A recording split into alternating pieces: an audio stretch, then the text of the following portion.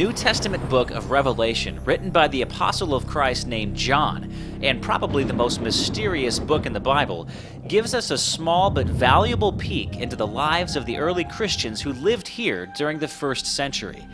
Revelation begins with John being commanded by the resurrected Christ to deliver specific messages to 7 churches in 7 different cities in the Roman province of Asia Minor.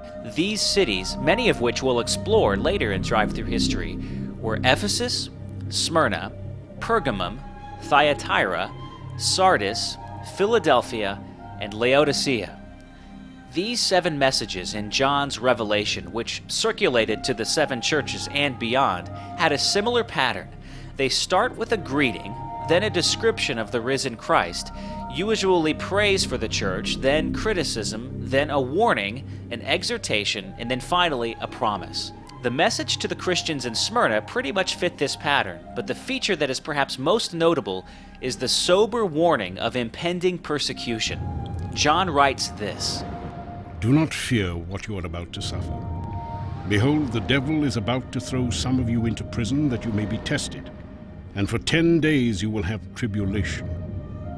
Be faithful unto death, and I will give you the crown of life." The devil John spoke of was in the form of the Roman Empire, who controlled Asia Minor in the first century, and didn't take too kindly to novel religious groups that refused to worship the Caesar. Some scholars think that the 10 days John refers to are the numerous different times of persecution that the Christian church had to endure under the Roman Empire.